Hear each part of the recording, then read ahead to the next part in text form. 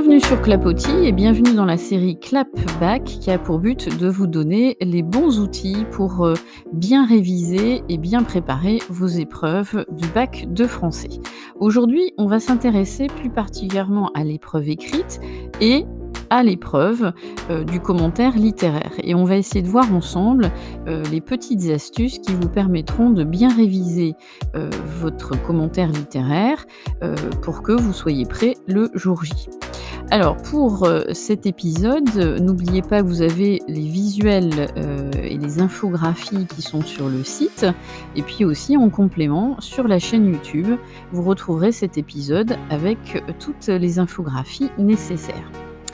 Alors, la première chose, pour savoir gérer son temps et préparer ses révisions de façon efficace, la première des choses qu'il faut connaître, c'est tout d'abord sa mémoire. Connaître les principes de mémorisation avant de savoir ce qu'il faut réviser.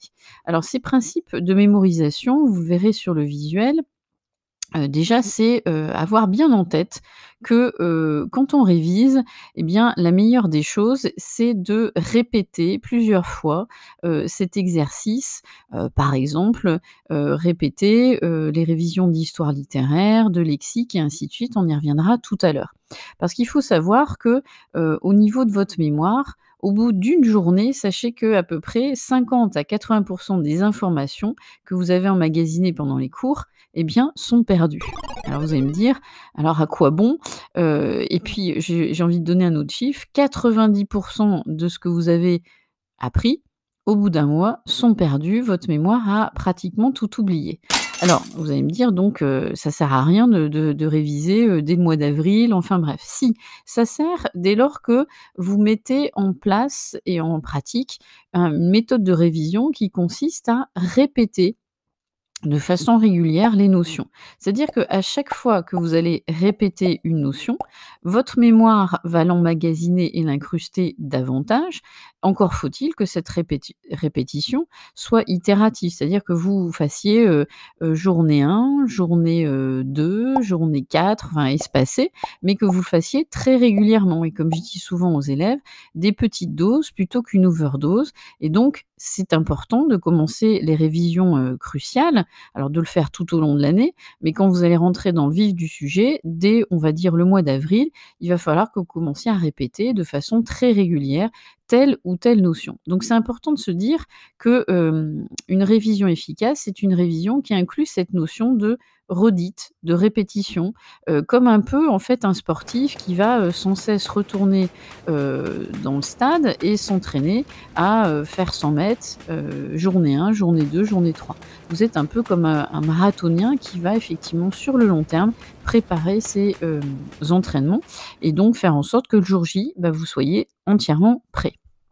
Donc ça, c'était la petite entrée en matière bien révisée. C'est mettre en œuvre tous les processus de mémorisation qui passent par le principe de la répétition.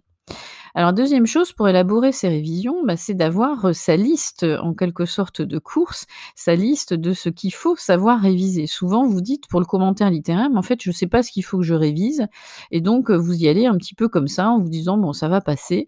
Mais non, il faut qu'on ait une liste bien établie de tâches, de points à travailler. Alors si on se positionne, puisque l'épisode est consacré à cela, du côté du commentaire, la première chose qu'il va falloir que vous fassiez comme liste de révision pour ce commentaire littéraire, eh bien, c'est de connaître absolument vos contextes historiques et littéraires. On prend un exemple. Vous avez donc, on est d'accord, 4 objets d'étude à réviser pour le commentaire littéraire. La littérature d'idées, le théâtre, le roman et la poésie. Je vais prendre par exemple l'objet d'étude littérature d'idées.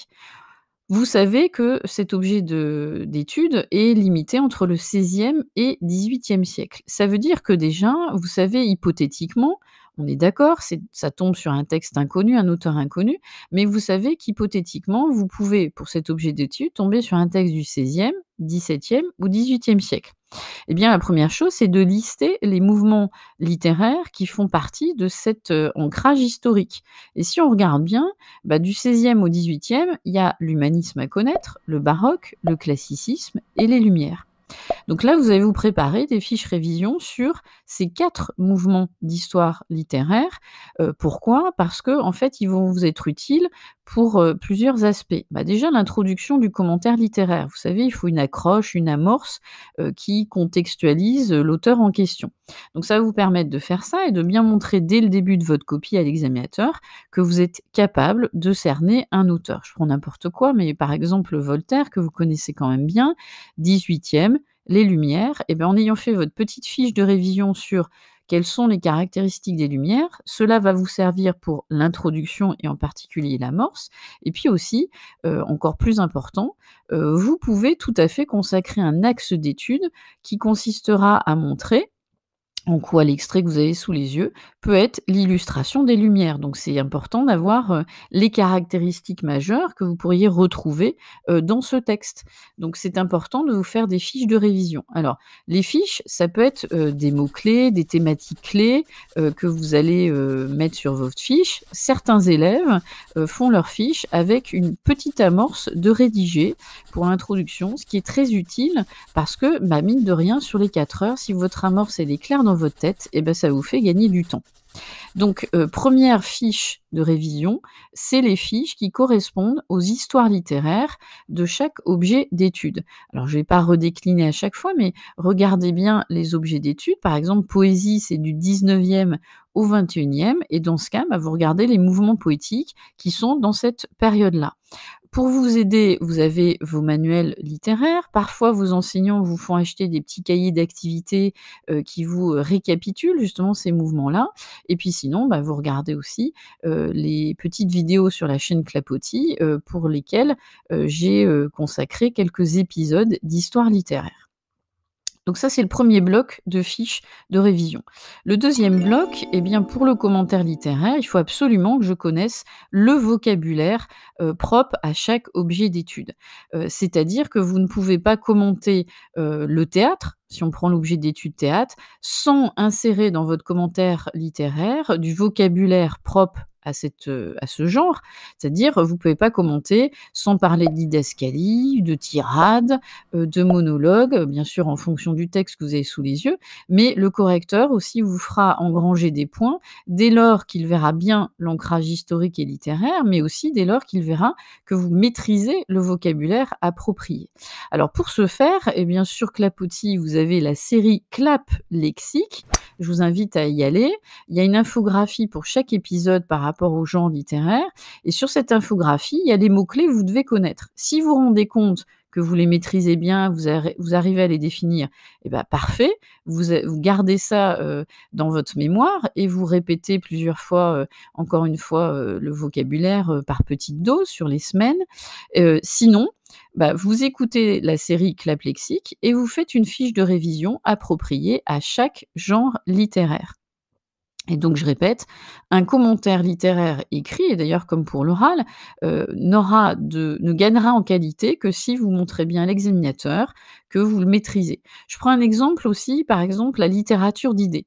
Eh bien, beaucoup d'élèves oublient que littérature d'idées, ça veut dire argumentation, et quand vous commentez un texte à l'écrit sur un texte appartenant à la littérature d'idées, que vous n'évoquez absolument jamais la notion de convaincre, de persuader, que c'est un texte d'argumentation directe ou indirecte, et ben là vous ne gagnez pas, pardon, vous perdez des points parce que le correcteur s'attendait quand même à minima que vous montriez que c'était un texte, voilà, qui était basé sur la persuasion, et d'ailleurs ça peut faire un axe d'étude, hein. Le lexique peut vous aider à, faire, la stratégie, persuasive, en quoi c'est un texte d'argumentation indirecte, et cetera, et cetera.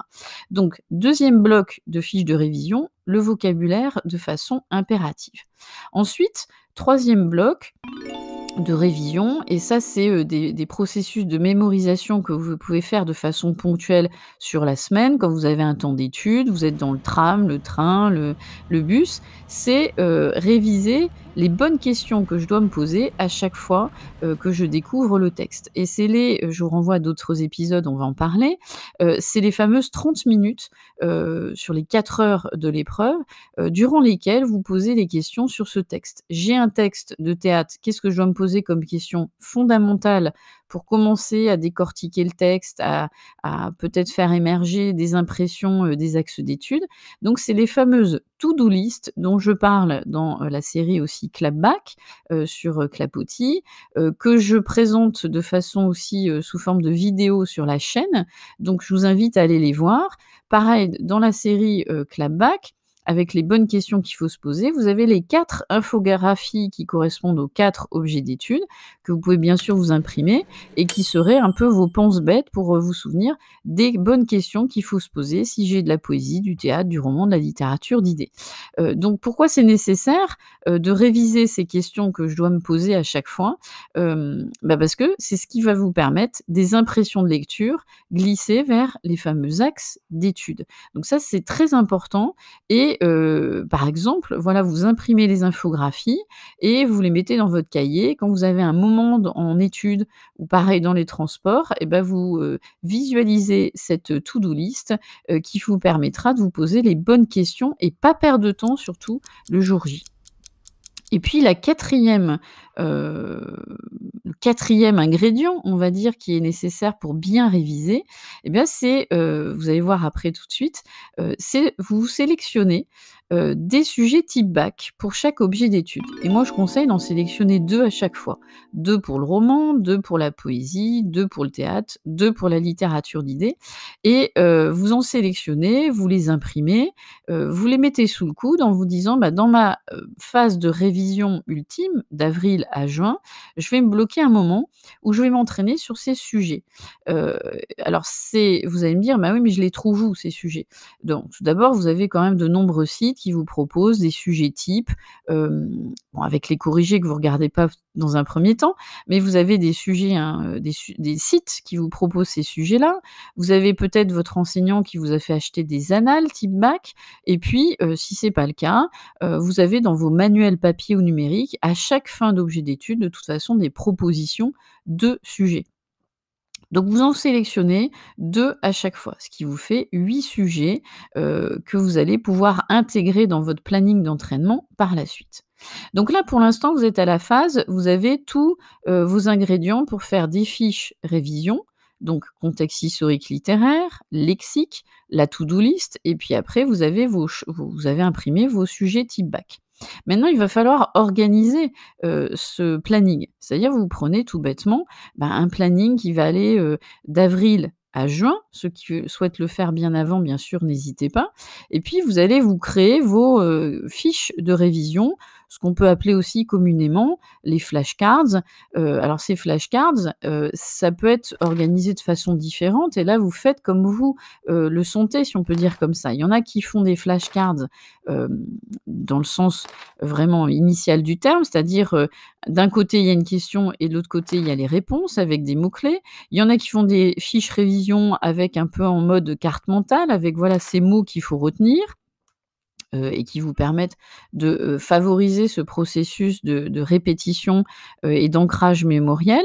Donc là, j'ai envie de dire, il y a pas de modèle type de fiche de révision. Il faut que vous trouviez le modèle qui vous est, familier, avec lequel vous êtes à l'aise. Il y en a qui aiment bien mettre des couleurs, il y en a qui font que des schémas, enfin bref, vous faites ces fiches de révision. Parce que dites-vous bien qu'en créant vos fiches, de toute façon, votre mémoire va commencer à faire que vous imprimez.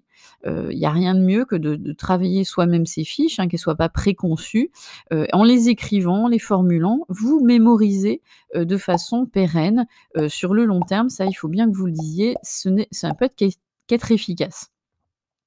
Donc vous avez planifié vos fiches de révision, et un conseil, d'avril à juin, faites-vous un planning de façon astucieuse en dissociant les phases dites de micro-learning et puis, les phases d'entraînement. Alors les micro-learning, c'est pratiquement ce qu'on a évoqué tout à l'heure, c'est-à-dire le lundi, le mercredi ou le vendredi, vous espacez parce qu'il y a toujours des imprévus, vous dites, lundi, fiche de révision histoire littéraire, sur tel mouvement. Le mercredi, je vais plutôt faire les fiches de révision, vocabulaire, lexique et puis le vendredi, bah, je vais recommencer, peut-être à mélanger lexique ou histoire littéraire, enfin bref, ou la fameuse to-do list. Donc prévoyez des micro-learning quand vous êtes en cours sur la semaine, où vous trouvez des moments, temps d'études, transport comme on disait tout à l'heure, vous allez pouvoir faire pendant, 5, 10 ou 15 minutes. Et puis le week-end, en plus bien sûr de vos autres matières malheureusement, vous allez essayer de vous consacrer,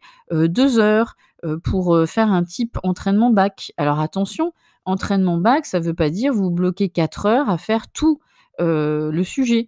Vous dites: «Tiens, sur les 2 heures, je vais plutôt faire l'intro, le plan, trouver mes axes d'études, les détailler, alterner, rédaction et plan, détaillé». Ça vous permettra aussi de ne pas trouver ça ennuyeux et puis, vous dire que, bah, au bout d'un entraînement de 4 heures, je vais laisser tomber parce que j'y arrive pas, enfin bref.